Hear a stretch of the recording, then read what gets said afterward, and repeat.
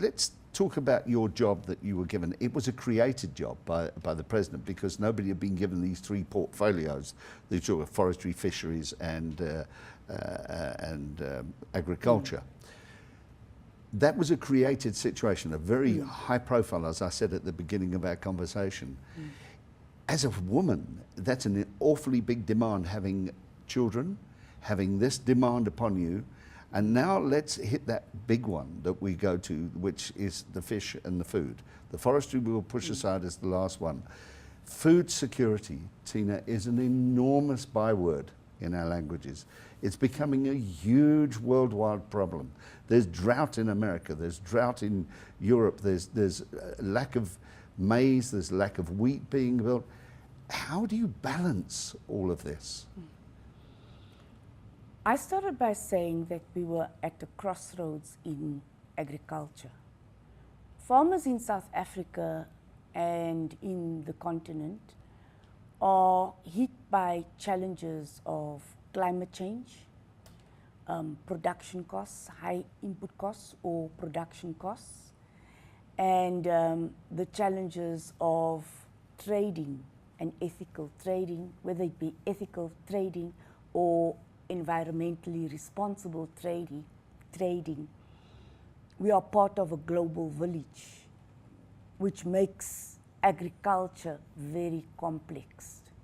Fishing as well. We became more liberal, you understand, than those countries who were supposed to be in the market economy. France, Belgium, Britain, so and so on. Your EU countries continued subsidizing their farmers, whereas we stopped all forms or most forms of assistance to farmers. Did that not create another problem for both of you in some respects, that without any form of assistance, we have an enormous petrol diesel increase? We have an enormous cost of equipment increase. But right now, we could still manage it. But right now, the cost of fuel, the cost of electricity, and the doubling for more than 50% increase in salaries of farm workers is going to be either the game changer or it will be game over. That's why I said, how do you balance this? It's either going to be game changer or it's going to be game over. Now, if you are in this position, obviously you have to think through this very carefully. We cannot build a successful agriculture system or an agriculture economy on the back of cheap labor. When we liberalized our agriculture, we took away the credit boards, your maize boards, we took them away, remember? Yes. And we replaced them with structures or systems that didn't really intervene directly in agriculture. So when we took away the boards, like your maize board, your marketing board, we put in place trusts. And those trusts do not support farmers directly, but they do not support commercial farmers, and they also do not support smallholder farmers. So how did we expect black farmers to succeed if they had limited support from the state? That is a conundrum that I think is a huge problem, because all over the world, farms are becoming larger and larger because of the cost of equipment and the running costs, and not becoming smaller. And I was with Jay Naidu a few weeks ago, and we were discussing the very problem, because he's got this lovely thing about Indian smallholder farming. How can we help the black aspirant farmer under those circumstances with land, without taking away the land that is already feeding us? How do you balance that one? So if you understand that there's it's a fine tightrope we're walking. On the one hand, you have the combined threat of external factors like your fuel, your energy, and your cost of employment, combined with your other production costs or input costs, fertilizer, seeds, mechanization. And this is going to challenge commercial farmers' productivity. They are price takers, and they absorb the cost of production. Whereas on the other, if you want to develop smallholder farmers in this economic climate, you need access to markets, you need access to skills, and you need access to finance for smallholder farmers. The finance being the most difficult one. Yes. But without skills, you can have all the finance in the world, you'll still be unsuccessful. I have seen many farmers today, because the old farmer of 20 years ago, who were in their 50s and 60s have passed on, or the land's gone over to the younger ones now. There is a different attitude today. There is definitely an attitude of wanting to work with government. And finance does seem to be the restriction. Training is the next one. It's a vital issue. Many of the farmers in my travels have said to me, yes, but we do need some help from government. Maybe it's not subsidies we're looking for, but what about the land that is owned by government, that, like for instance in the Eastern Cape, there's tracts of land there that could be used, and situations like that. Are you looking at that kind of thing to assist? We have a food security intervention strategy to mitigate against high food prices, food price volatility, and food price inflation. We needed farm workers to have an increase in their wages, because you cannot have food security in your country without having household food security. And the farm workers are still, even with 105 rand, they are not going to meet the nutritional requirements. I agree with you. We have now decided to take that land, all the land that has been, that is arable prime agricultural land. This falls into the land caps, does it? No, and put that land back into production for a nutrition intervention program. So it's a primary food security intervention program. 1 million hectares of land is available for us to plant. Is that the Eastern Cape? That is land, no, across the Eastern Cape has 300,000 hectares, including the former homelands, which were either irrigation schemes, which are lying fallow, irrigation schemes that we allowed to collapse, good agricultural projects which we had in the former homelands, which we collapsed. And now to get those schemes, irrigation schemes, and those agricultural projects up and running again, we have a food security intervention program to firstly assist with nutrition and food security for households. In last year, December, we put 10,000 hectares of land, communal land, under maize in the Eastern Cape. We were hoping that January, February, we would have been able to put another 10,000 hectares of land under potato production. But to plant to do that bulk planting is to kickstart your rural communities in agricultural production again. Those irrigation schemes are still there. They're not functional, but the bottom structures are still there. The top structures have been removed, it's been vandalized. It's going to cost us money to get it up and running again. But those schemes were successful. If they were to be successful, where does that leave land caps? Because I see coming back into the proposal is the amount of land that will be allowed each farmer.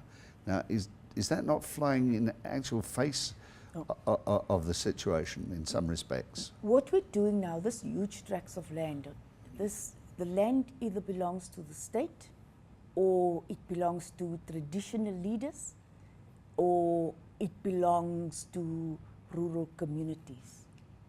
So we're doing these intervention programs on communal land. But land caps would be part of your privately owned land. I have my own opinions about that. And Likewise, we do not always agree with each other as different government departments. For example, I would love farmers, including smallholder farmers, to have title deeds. Because if you don't have title deeds, you can't have access to finance, you can't use your land as collateral. And yes, indeed, the Minister of Rural Development and Land Reform is correct to say that many farmers lost their land in the past because they couldn't farm successfully or productively. That hits that very big thing of finance, because that's why they can't raise finance with no deeds. If you do not have title deeds, you can't use your land as collateral for funding. No bank will give you money without surety. And our argument would be that you could rather protect the land in a different way by saying that before the bank, either be it the land bank or a commercial bank, repossesses the land because of failure to pay debt, the state would have the first option. So the right of refusal would be, the first right would be with the state. An accolade that I have to award you for the China move, that where SA can be a supplier of grain and so on to the Chinese, if that comes off. And I mean, you've spent a lot of time on that particular project. And I think the industry, and I've heard very good things said, thank goodness at last this is looking good for the industry. And it's not just for the grain industry. The export of wine from the Western Cape has grown for the past 3 years, it has grown by 50%. Western Cape exports of wine to China has grown by 50% every year. Are you ever worried that sometimes the advice you're getting from the so-called experts is is in their interest and not necessarily true? Yes. I think that the accommodation fiasco that I had was because I trusted my staff. And I had bad advice from my chief of staff.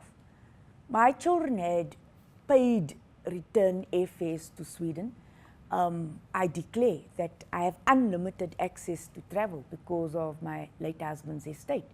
So if my chief of staff says to me that legally you are allowed to have return tickets paid for by the state because you recalled for official business, then, and I trust her, I allow it.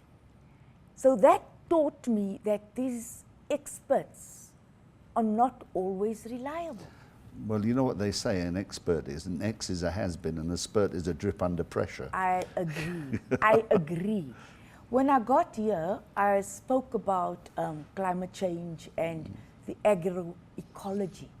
I used the agroeconomy and the agroecology. Buzzwords. I had 2 doctors, experts, doctors, get up in a meeting and say that these are unscientific terms that I'm using, that it's just a fad, and that each minister came with a 5-year fad, and once the minister left, he or she left with their fetishes.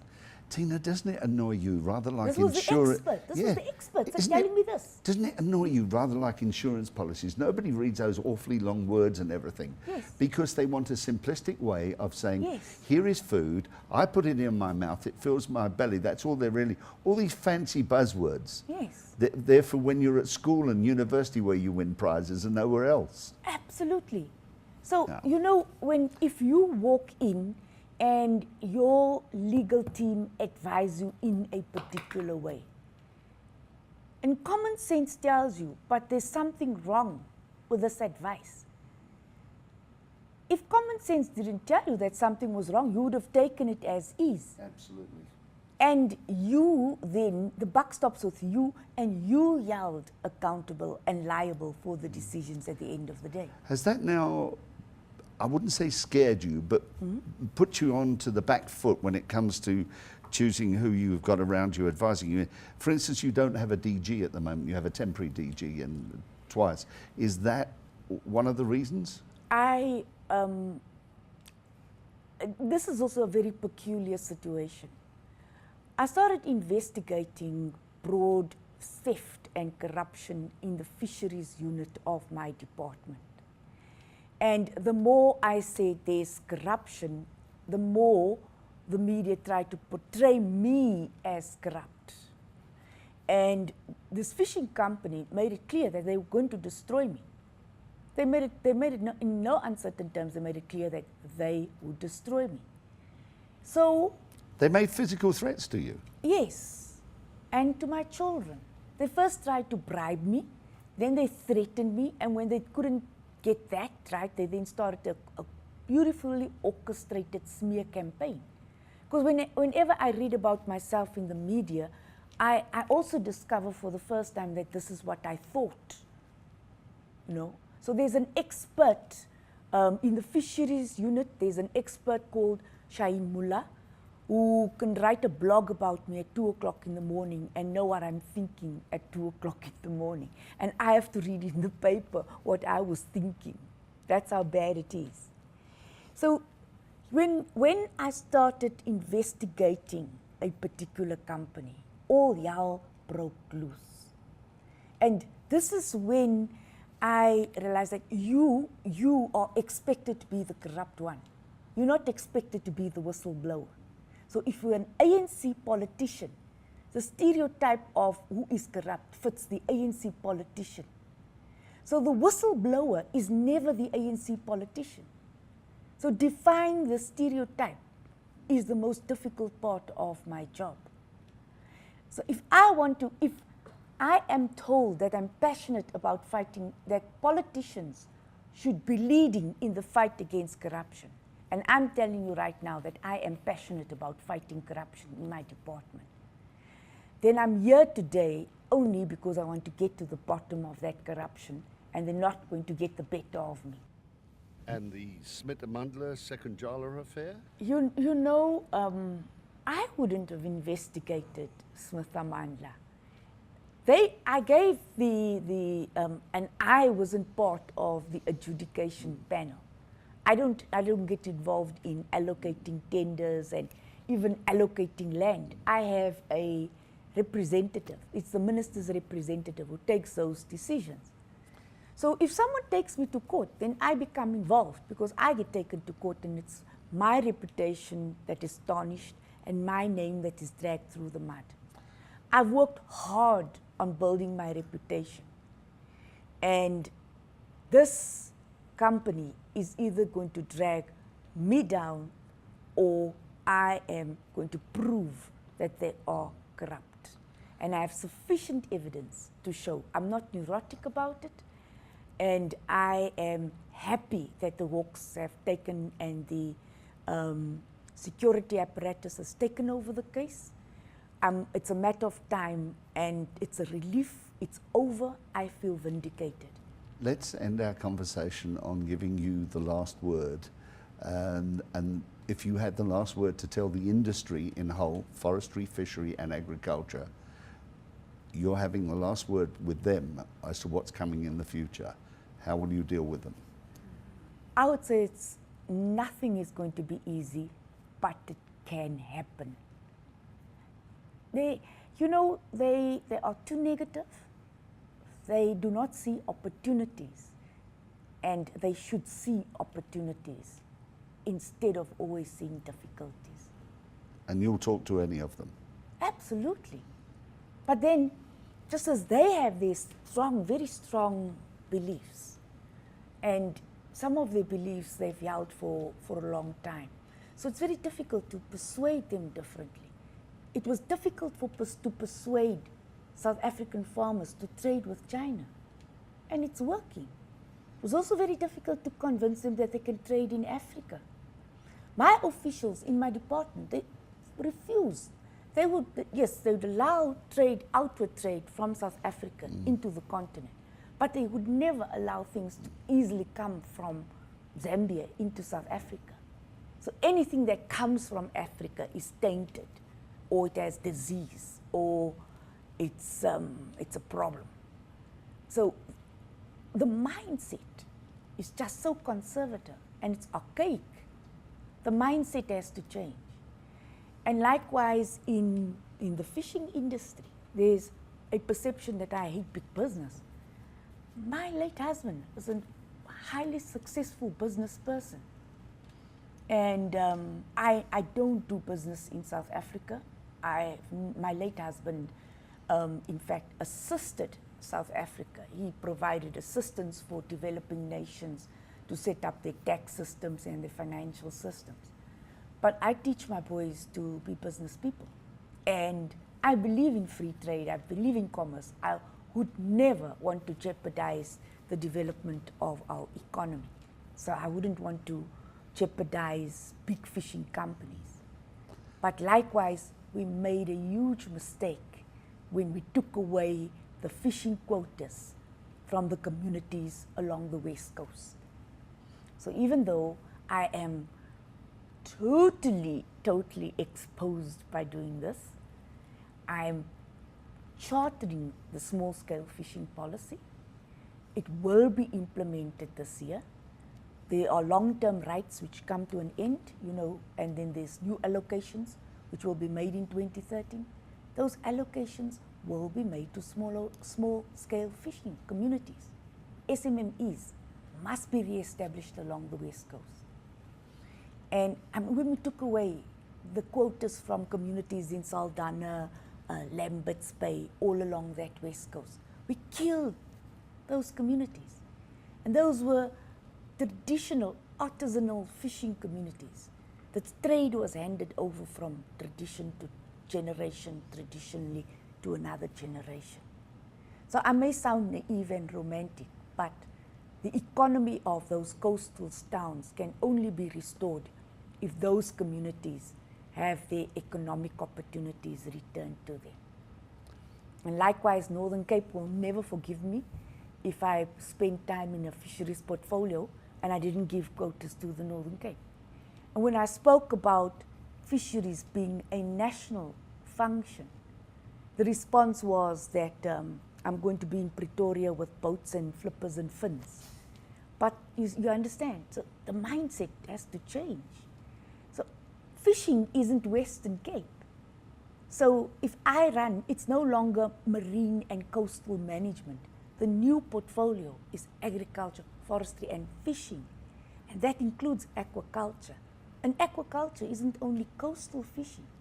So when I speak of aquaculture and inland fishing, South Africans think it's a joke. At least the Argus and the Cape Times thought I was a joke. And I was totally nuts to believe it. And the industry, you know, once they start calling you names, Daffy Duck and things like that, you think I'm going to meet a CEO who calls me Daffy Duck. Obviously I won't. Tina Joemat-Petterson, thank you very much.